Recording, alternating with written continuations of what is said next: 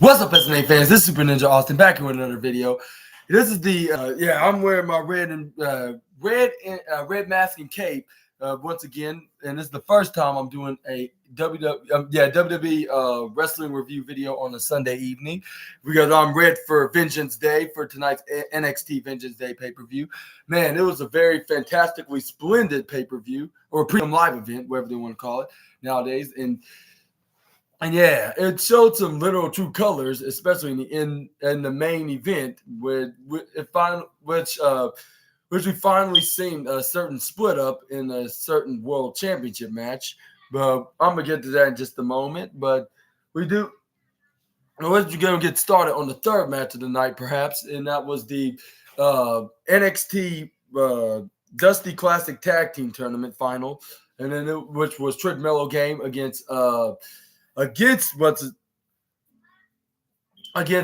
Wolf Dogs. That's right, of Braun Breaker and Baron Corbin, and man, this was a very very entertaining contest.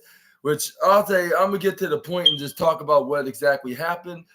But all I can say is this: Trick Williams did put on a massive performance, especially when he was in the ring with Braun Breaker.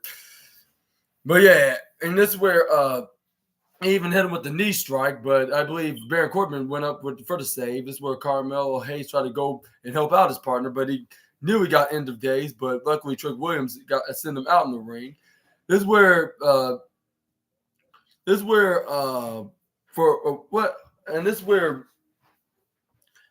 Carmelo Hayes tags him his tag back in. This is where they started discussing things, and they looked like they were trying to see what they were going to do in this match, and they couldn't agree on anything, sort of arguing even.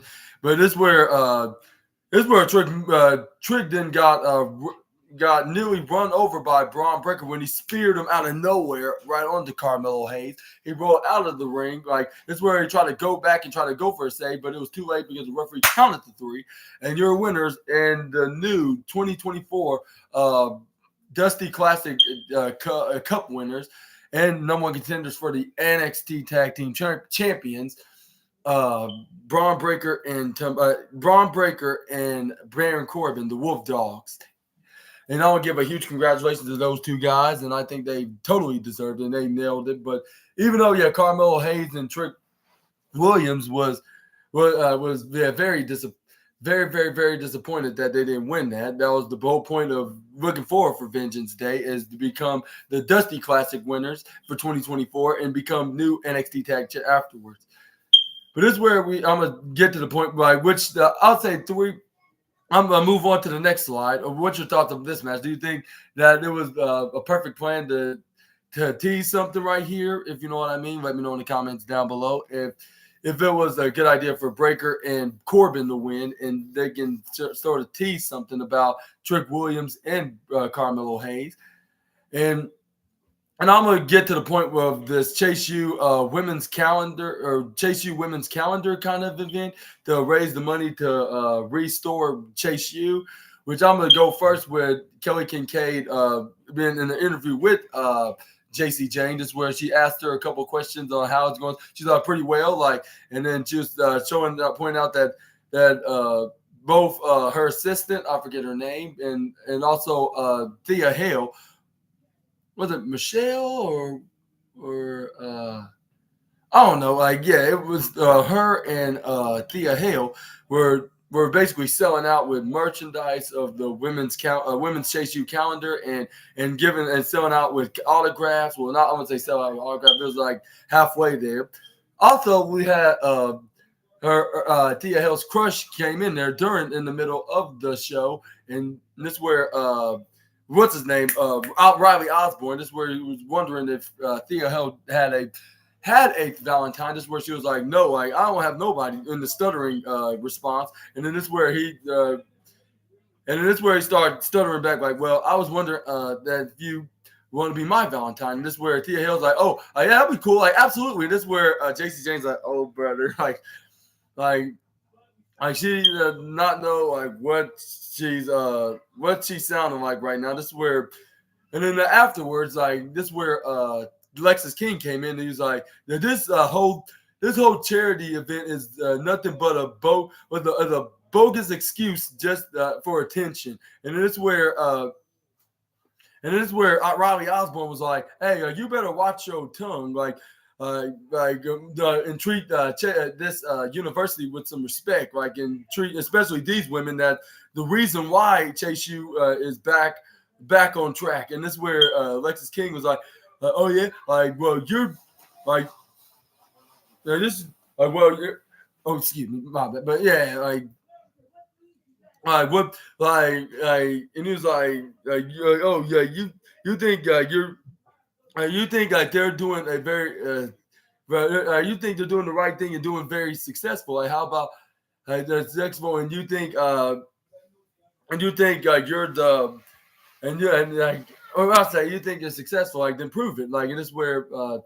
And this where Lexis King was thinking, you know what? I'm getting tired of your mouth, and I should punch you right in the face. And this is where Riley Osborne said, I know I'm gonna do it. And this is where I know I'm gonna go first. And this is where Lexis King struck first. And then this is where Riley Osborne. Oh, okay, 1 second. But yeah, this is start throwing fists at each other. They were running right in the middle of the convention. But yeah, 1 second.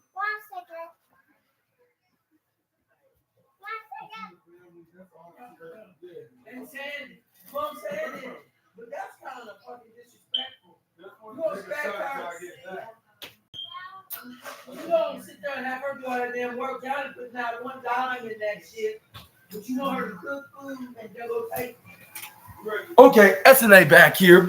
But this is where we got the second match of the night. Joe Gacy and Dijak, which is the most intense feud of this match on the card, which we saw them brawling it out. And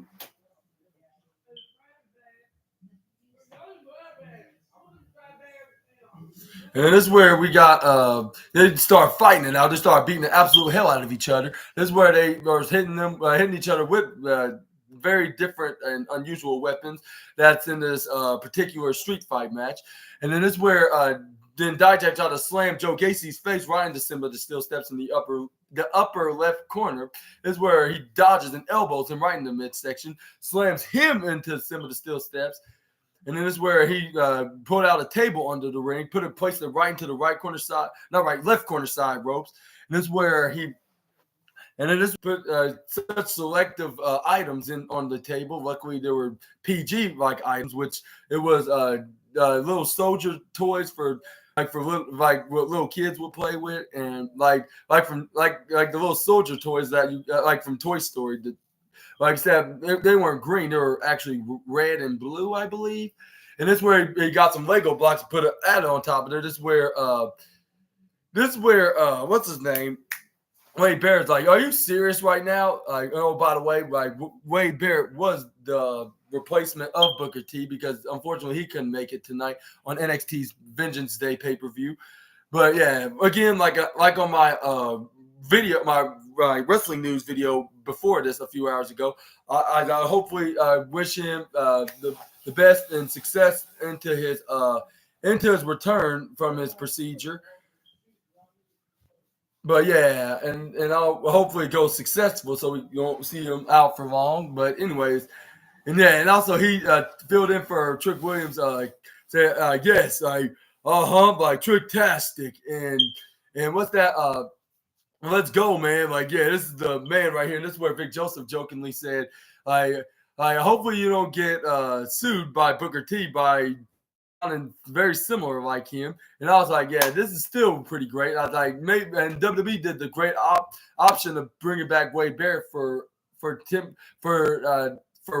tonight, and maybe even this coming NXT on the post show. We're gonna see Wade Barrett and Vic Joseph because they were the best back in 2020 and 2021 in their time in NXT, in that era, when there was the black and gold era, and even the beginning of the 2.0 era, if you know what I mean. Yeah. But yeah, this was a very best. This is the very best, best commentary team next to Booker T. I'll say I'm not sure who's first or second, but I would say this is I'll say this is definitely the team. But this is definitely one heck of a commentary team. Next to him and next to Vic Joseph with Booker T, and also Mauro Ranallo and Nigel McGuinness when they were in NXT back a few years ago, back in 2020, like in 2019, of course. But yeah, back to the match with Joe Gacy. This is where then Joe Gacy got the upper hand, but this is where he tried to, and this is where he went on try to go for the what's that maneuver? What's that? Oh no, yeah. Before he did, he then wrapped around some duct tape right into the face and around the head of Dijak, and this is where he couldn't see nothing. He's like, "Where am I? Please, referee, tell me where I'm at." And this is where Joe Gacy did try to go for the springboard lariat right off the left corner side ropes. This is where Dijak caught him. I don't know how did he knew that he was going to go for the springboard lariat, and then he tried to go for GTH or whatever that move where he goes to reverse fireman's carry, flips him over, knee strike him right in the face, like, which I believe he not accidentally knocked over the, or no, it's out at 2.9999999 double triple nines minus 0.1 away from being 3, and this is where he started arguing with the referee, like, come on, like you got it, like come on, like count faster. And this is where he's like, or no, before he did that, that's what it was. He did him with the GTH like maneuver, just where he said like, I can't see where Joe Gacy went, like I'm blind. And this is where he tells the referee to take the duct tape off, which it was, but it took him an extra minute or two, but he managed to unravel the duct tape from what Joe Gacy wrapped around his eyes, so he wouldn't see where he was at, for disadvantage for him and an advantage for Gacy. And then this is where he tried to go for a pin. That's when he kicks out 2.9999999 double triple nines minus 0.1 away from being 3. And then, but yeah, this is where Dijak didn't try to go for a spinning boot, I believe, but Joe Gacy counters him. This is where he tried to go. This is where counters him, hit him with I believe, what was it, like some kind of a fireman's carry maneuver, like, even though I don't think it was it was the Sass Valley Driver, but he dropped him. This is where he tried to wait for him, try to go for the springboard lariat again. I think he was double cursed because he couldn't go for a second time, because he caught him. I believe Dijak was the total opposite, because he managed to hit him with the move. Second time was the charm. He was double lucky. Got the 1, 2, 3 after hitting that GTH-like move. And your winner in the 6th match of the night, what's his name? Dijak.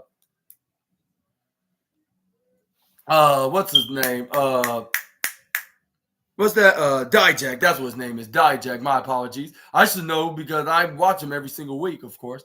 But yeah, let me know in the comments down below and what your thoughts on this match. And do you think it was a 6, or do you think it was at least 3rd or 4th match? But I think it was 6 because there were so many other good matches that was on the card. Like, but yeah, it looks something. But something just tells me this Dijak versus Joe Gacy match is not over. At least not yet. Like, it's far from over. Like. But yeah, let me know in the comments down below. This is where up next we have the D'Angelo family taking on OTM. Lucian Price, Jada Parker, and Brock Rima, I believe his name is. But this is where D'Angelo family beat him to it from getting an early start, and they attacked him from behind and beat all the members of OTM. Even Tony D'Angelo was going after Scripps as well, hilariously. Threw him out of the ring. That's where they threw each other. This is where Tony D'Angelo and Stax Windows threw Lucian and Bronco outside the ring. This is where they dive right onto them. This is where Jada Parker and Adriana what's her name? Adriana Riso, or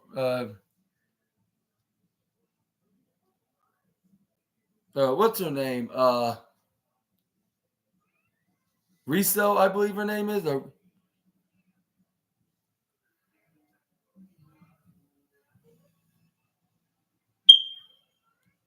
What's her name? I believe her name is Adriana. Rizzo. That's what her name is. Rizzo. No, Rizzo. It's Rizzo. Yeah, my bad. This is where Adriana Rizzo and Jada Parker then start fighting, and this is where they start the match, start throwing fists at each other until they finally tagged in the men, and this is where Tony D'Angelo was fighting. I believe was what's her name? Jada Parker had her into a corner. This is where she tagged in she tagged in Bronco. Yeah, Bronco. And then this is where he went and started fighting what's his name? Channing Stacks Lorenzo. This is where they then they hit this where he tagged in Tony D'Angelo. This is where they hit their respective cannonballs, like with Channing Stacks Lorenzo and Adriana Rizzo hit throws. That was Tony D'Angelo and Adriana Rizzo throw. What's his name? Channing Stacks Lorenzo riding the Bronco, and then we had Tony D'Angelo and what's his name? Channing Stacks Lorenzo throw Adriana Rizzo riding to Jada Parker. This is where she hit her cannonball on her. And this is where Adriana Rizzo and Channing Stacks Lorenzo threw Tony D'Angelo right into a cannonball right onto Lucian Price. 1 second. No. What are you doing? This is all about fights. 1 second. That's what you're doing. I promise you, this won't take long.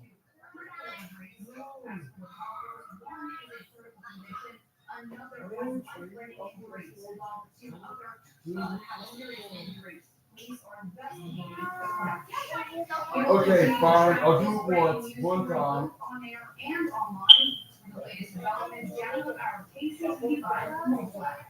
Okay. 1, 2, 3, 4, 5, 6, 7, 8, 9, 10, 11,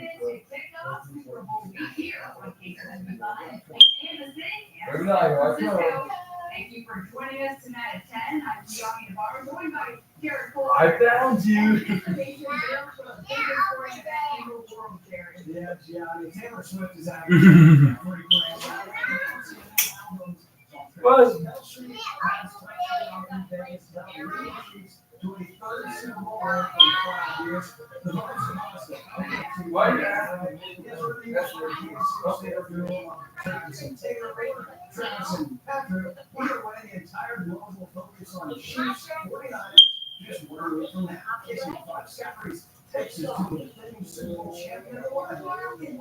I found you.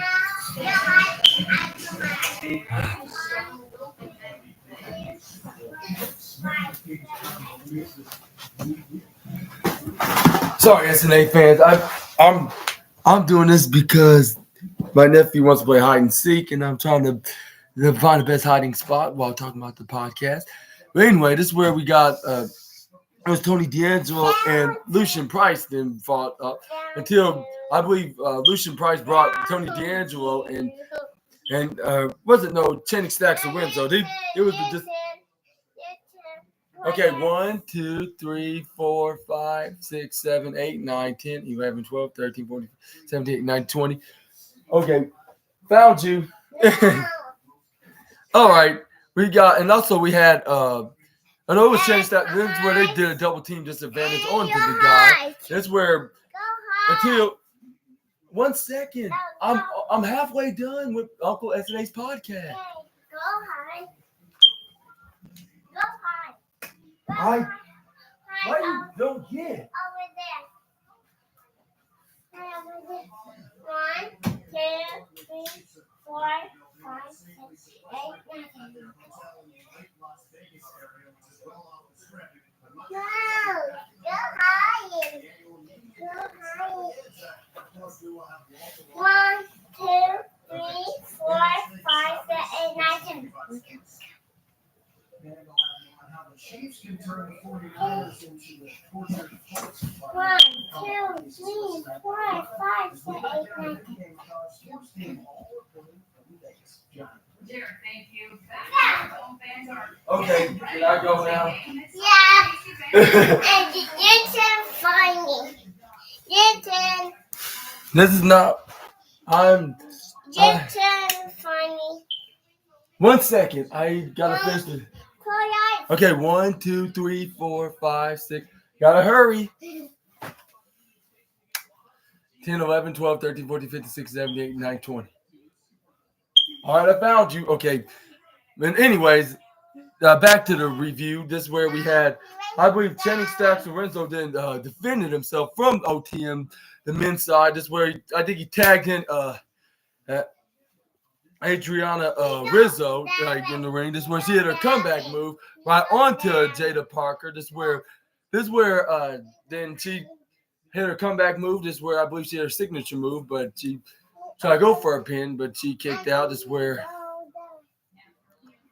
and it looks like, and this is where she tried to go for a finishing maneuver on Jada Parker, but she kicked, she got out of it. Here's where I believe she hit her signature move on her own, tried to go for a pin on her own, but I believe she kicked out at 2.7, I believe, and this is where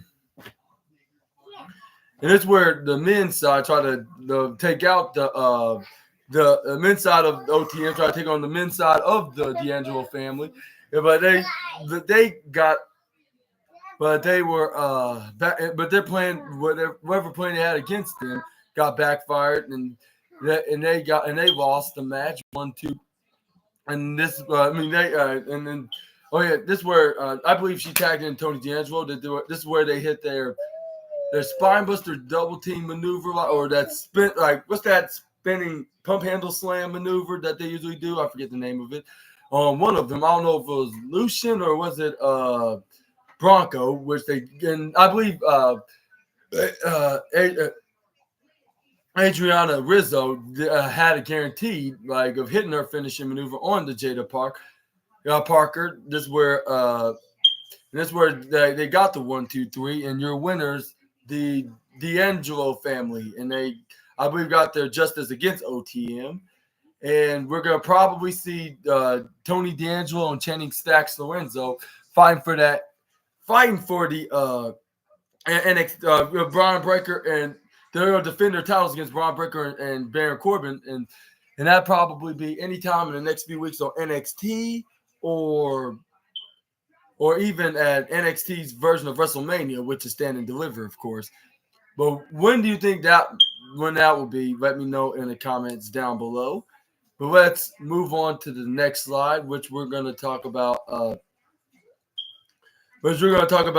women's championship match, the NXT Women's Championship match. This is where we have, which was Lyra Valkyria and Roxanne Perez, which they did their typical grappling. And I believe Roxanne Perez started off with her doing an arm drag to Lyra Valkyria until she flips over and did a cartwheel, did an arm drag right onto her. This is where I believe she tried to go for a back to belly slam maneuver, but I believe Roxanne not Irish whip. She did a headlock right on the Lyra, but this is where she countered. And I believe Irish whipper from the left corner side to the right corner side. And this is where she gets shoulder tackled, though. This is where they did some more of them until Lyra did a duck and leapfrog and arm dragged her. This is where, everything was looking like it could be any woman's game, I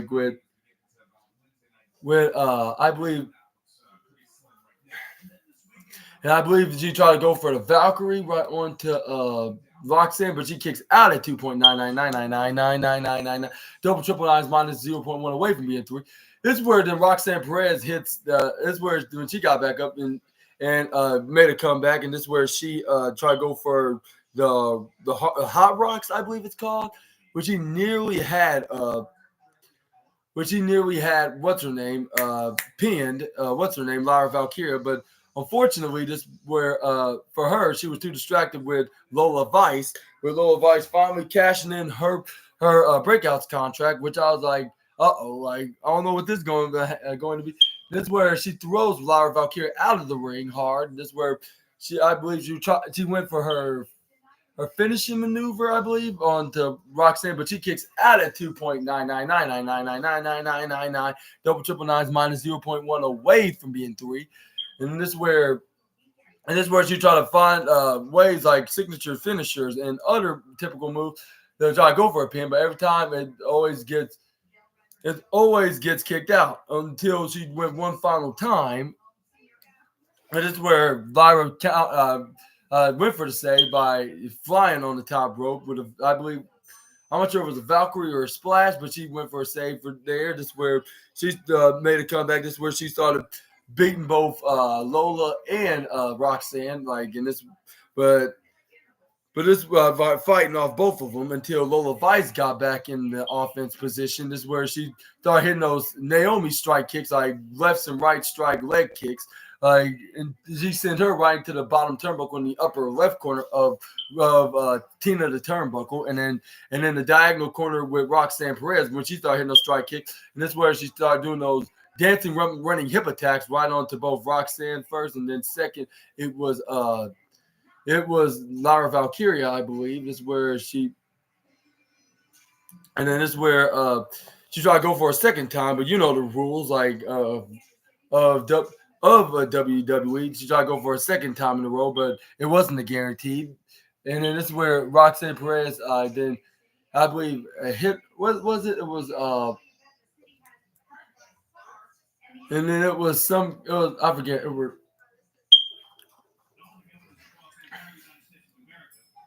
Although it was no. No, Roxanne Perez, she pushed her right into Lyra Valkyria, I believe. She went for a kick right into her face. This is where then it was now it was Roxanne Perez and Lyra Valkyria like next, like they were fighting it out. And this is where Lyra Valkyria Irish whipped what's her name, Roxanne Perez right onto the lower right corner side, which I'm not sure that was a good idea because this is where Roxanne Perez hits the hot rocks, hot rocks, right on, right, yeah, at the hot rocks, right onto the right off the middle ropes. This is where she nearly had her one. If it hadn't been for the meddling stalker, it hadn't been for the meddling stalker, what's her name, Tatum Paxley, when she tried to attack. First, she tried to attack Lola Vice, but she dodged out of the way and she ran right into Roxanne Perez. This is where she was like, "What the hell are you doing?" And this is where even Lyra was thinking the same thing. But this is where Lola Vice tried to go for a kick, but she dodged, hit, and this is where Lyra Valkyria hits her finisher, got the 1-2-3, still your NXT Women's Champion. Second match of the night. I think it was second match of the night. It was very, very, very, very impressive. Like the Trick Mello gang versus Wolf Dogs match, and the main event with Ilya and Trick, and the next match, which was the fifth match, Oba Femi and Dragon Lee. And I'll say even the Joe Gacy and Dijak was not much of a half bad match. I'll say not even half bad at all, to be the exact. What's your thoughts on this match? And do you think they did the right decision, especially with Lola Vice cashing in her breakouts contract at that time in the middle of the match? Or do you think she should have waited until any time after NXT Stand and Deliver? Let me know in the comments down below. But this is where Roxanne Perez did not like that, because as soon as she got backstage, she looked right to was trying to look for what's her name? Look for what's her name? Lola Vice. That's right. This is where Lola Vice, but this is where then they start brawling and falling, and things were falling out like very bad for the both women. And this is where Roxanne Perez threw her right to that garage door side, and then she threw her right into that Vengeance Day studio symbol logo where you get backstage interviewed at. She threw her right into there. She was beaten, and then after she threw her right there, this is where Lola Vice tried to come in and try to throw her right into the exact same garage door, but this is where Roxanne countered and threw her back first. This is where she started hitting right hands right into her face. This is where the referees had to break it up and send her back to her locker room. And then something tells me we're gonna see a new feud that's probably gonna last until Stand and Deliver, which I think they should come up with some kind of a special stipulated match for these two women, like which I was thinking, like these two, the only thing they have in common that they won the Breakouts tournament, but they unsuccessfully cashed in their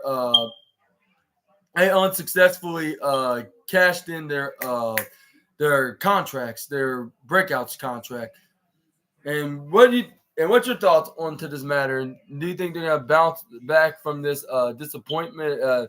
And do you think Lil Vice gonna bounce back and get over again and finally be the NXT Women's Championship? And I don't get why did they do that. Maybe it's part of a story of some sort that they did it because it was to show her like she doesn't need an easy breakouts contract just in order to become NXT Women's Champion. She could do it in like do it the old fashioned way as well. But let me know in the comments below what your thoughts on these two, possibly being in a feud in NXT in the foreseeable future. But this is where we got Obafemi versus Dragon Lee, and this is where Obafemi was a total beast in this match against the poor against the poor former NXT North American champion.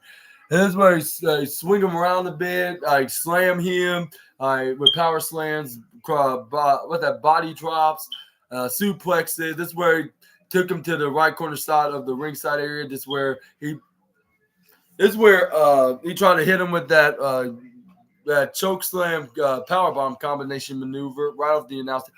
But luckily, Dragon Lee counters out of it. Hunter can run him right into the barricade, right into the upper right corner side.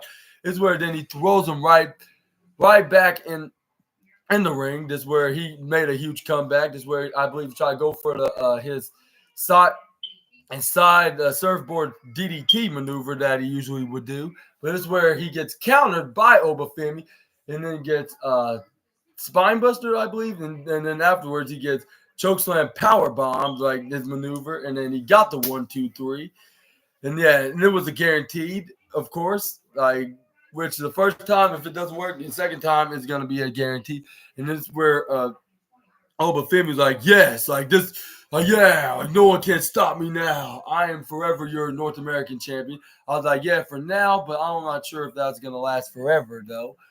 But yeah, it looks like this. But there's some kind of a sign that he could be moving up to that Dragon Lee's going to be going to fully get called up to the main roster.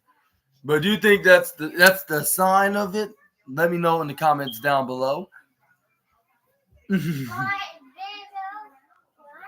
Hey, birdie bird. But let's move on to the main event of the evening, which was Ilya Dragunov and what's his name, Trick Williams, which she came out with the standing ovation when fans were all around the arena chanting for Whoop That Trick, Trick and wanting Trick to win the NXT championship, which that's the championship that he really needed to win at this time, and be exactly like his best friend Mello, or if that really is his best friend. But we're gonna talk about that in just a moment. But anyway, this is where we had a very impressive fight and very absolutely amazing battle between the Mad Dragon and the man that whoops that trick. Well, I'm not sure if I should call it that. Call him a nickname like that, but it's just something that's a catchy catchphrase into the theme song that he has. But anyway, this is where they did a arm grappling. This is where I believe Ilya Dragunov Irish whipped him to the right corner side. This is where Trick Williams hit him with a shoulder tackle, and this is where he went right to the left corner side. Ilya Dragunov with a leapfrog, and this is where. And then this is where he tried to go for. This is where he goes for what move? I believe. What was it? Not a power slam, but I'll say this is where I believe he didn't hit. I believe it was an elbow strike. But this is where Ilya Dragunov tried to go for a pin to Trick Williams, but Trick Williams kicked out of that. This is where Trick Williams didn't hit. And then Trick Williams tried to go for a Uranagi slam, but this is where he thought elbowing him. This is where he tried to go for a gut wrench suplex, which I believe he successfully did. This is where, and then I believe this is where, then they start going for strikes right onto each other, like into a battle, like punch strikes, and the fans were cheering for, one half was cheering for Trick, and then the other half was cheering for Ilya. because some of the fans, the hardcore fans, are a fan of Ilya, but the other half and the fan favorites are rooting for Trick.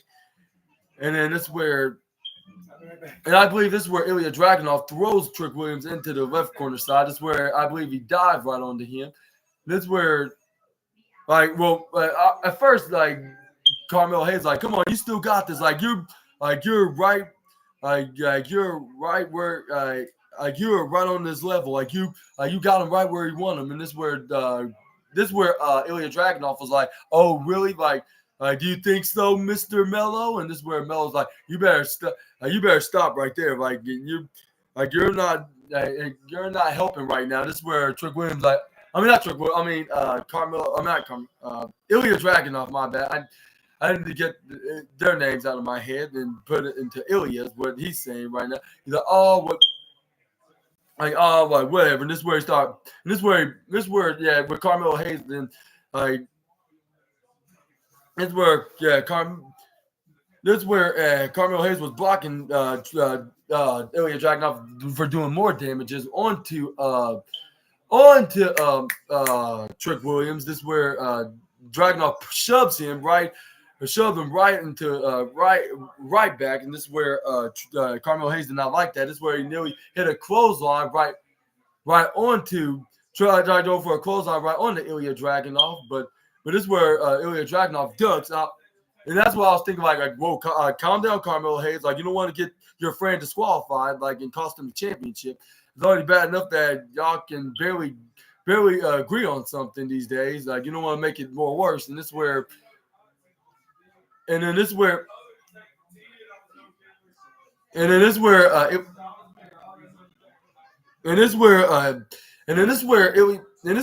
Dragunov throws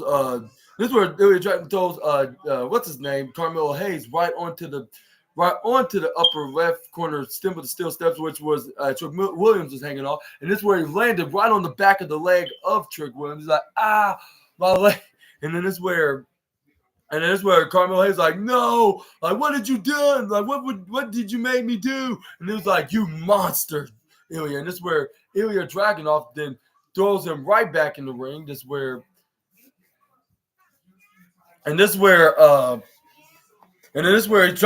right onto the upper left corner of the middle rope. This is where he's like, oh, rise the Mad Dragon. And this is where Carmelo Hayes like, come on, Trick. And then he crushed him right to his face.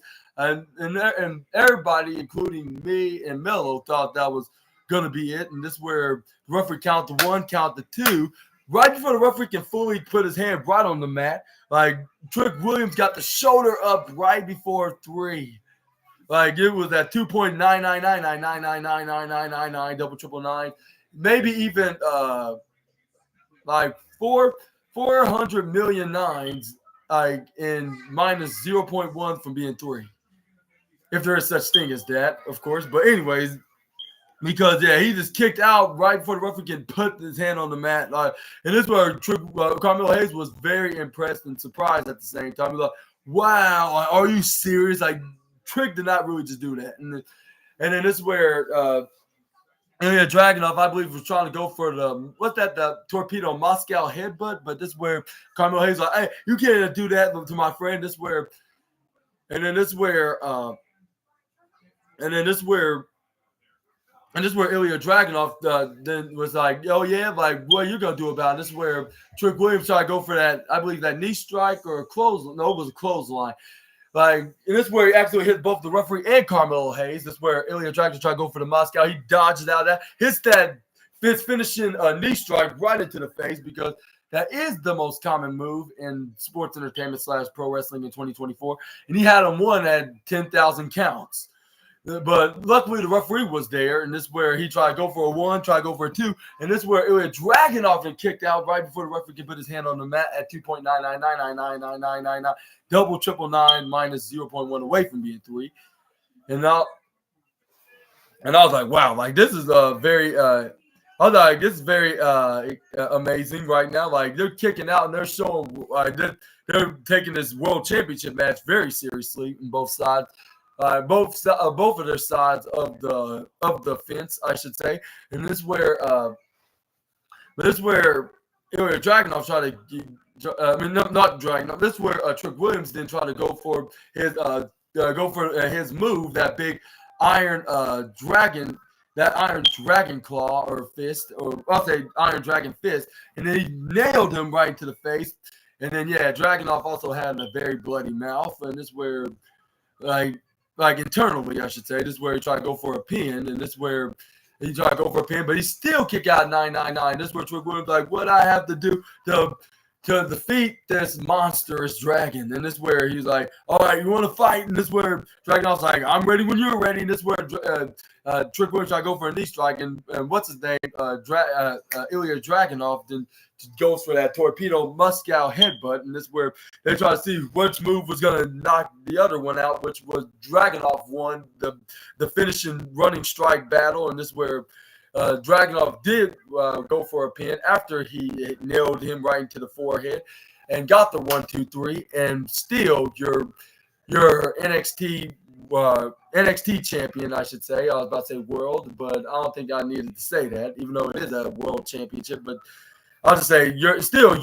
NXT champion, Ilya Dragunov, and I wonder what's next for the current champ in this future versus on the road to Stand and Deliver. Maybe we're going to find that out, who his opponent could possibly be at this upcoming Tuesday on NXT on the post show. And then this is where half the fans were cheering him, but the other half was very devastated, along with Trick Williams. He's like I almost had him. I failed us, like Melo. This is where Melo's like, no, you good. We still a team. We still Trick Melo game. And it's like, yeah, we are. And I was like, I only wish if that was true. And as soon as Ilya Dragunov left and he celebrated, while heading back to his locker room, this is where Carmelo Hayes got him back up. This is where he did a handshake and hug to Trick. And this is where it looked like the show was about to end in the most emotional way, because they showed they showed the copyright, the little copyright logo or symbol right onto the WWE copyright logo symbol right into the corner. It looked like it was about to end, but WWE had us fooled once again, like Survivor Series last year when CM Punk made his return. And that was when, as soon as Trick Williams had his back turned, this is where, guess who attacked him by his shin? You guessed it. The person that could be his attacker. And yes, sir, it is his own best friend, Carmelo Hayes. Ain't that just a blimp? And then this is where they started attacking his leg, and this is where he started whamming it and bamming it right into the bad leg that got hit with Ilya Dragunov throwing him right towards earlier in the middle of the match. And this is where he started bamming and hitting it with the chair, but the referee's like, all right, that's enough. You need to stop right now. He's supposed to be your friend. This is where Carmelo Hayes he's my friend. He'd never been my friend. I'm my only friend. I am gonna go solo now. I thought he was my friend, and blah blah blah. He's like, and I'm the one on top. And this is where he went up and started bragging it to the fans by standing on the top turnbuckle before he left the ring. And this is where fans were like, Melo sucks, Melo sucks, Melo sucks. And I believe that confirms everything that he could possibly be Trick's attacker back, how many months ago? 4 months ago, back in October, in that fatal four-way number one contenders match that turned into a triple threat match between him and Baron Corbin and Dijak. But let me know in the comments down below if you think Carmelo Hayes is going to reveal that he's his attacker and he's no longer friends with him, and he wasn't a good friend, and he wanted to steal all the spotlights from him, and that was especially being NXT champion. But his hopes and dreams went down the drain, thank God, and I didn't need to prevent that from even happening. Only from that in the middle of the match, distracting Ilya Dragunov, he knew that he was gonna have that one. After him seeing him kicking out of Ilya Dragunov's that strike right to that Mad Dragon elbow strike right into the face maneuver, and then he's gonna And then this is where we're gonna have Trick Williams gonna come out there. I'm not sure about the post show or even the week after this coming NXT to confront Carmelo Hayes, and they'll be in a big brawl and try to get some revenge onto Melo, and even challenging him at NXT Stand and Deliver, which that could be a perfect send-off for the former NXT and NXT North American champion until he gets called up to the main roster.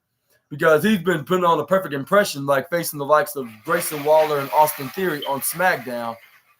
And then we could see him on the SmackDown brand. And I'm not sure if we're going to see Trick Williams staying on NXT or even going to the main roster as well. But that remains to be seen as also remains to be. But yeah, now let me know what y'all think about this betrayal by the former NXT and NXT North American champion, the A-Champ, him, Carmelo Hayes. What he did to his best friend Trick in the let me know all about that in the comments right down below. And also, that was it, ladies and gentlemen, and this was my NXT Vengeance Day review on February 4th, 2024. And which one was your favorite match on this list? Let me know in the comments also about that as well. And if you like this video, make sure to hit the big thumbs up button and subscribe. Click the bell notification so you can be the first one to know when I upload my latest new video. And also make sure to check out my Monday Night Raw review tomorrow on February 5th. And also check out my wrestling news video where I'll be talking about the wildest wrestling news stories and rumors that you SNA fans need to know from the Fightful article, I believe, on February 5th. Make sure to check that out. And yeah, I would give tonight's NXT a I don't see nothing really much bad. I'll say between 4 and 4.5. I'll say they definitely delivered. I'll say, and most of the matches that was the outcome I predicted. So I would say, but I'll say even if it didn't turn out that I predicted, I'll still give it like 4. I'll say 4 out of 5 stars. Yeah, it was very great. They delivered successfully regardless. And they put on a great show that no NXT fan's gonna forget. And I think that I think that NXT Stand and Deliver has plenty much. You should get a reason. You should have a reason for NXT Stand and Deliver.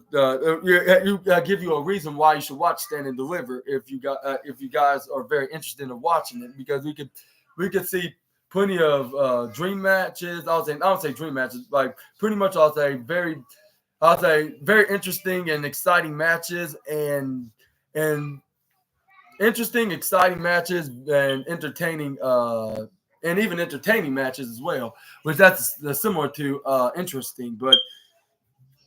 But yeah, let me know what y'all who's gonna be Lyra Valkyria and Ilya Dragunov's next opponents for the NXT Men's and Women's Championship.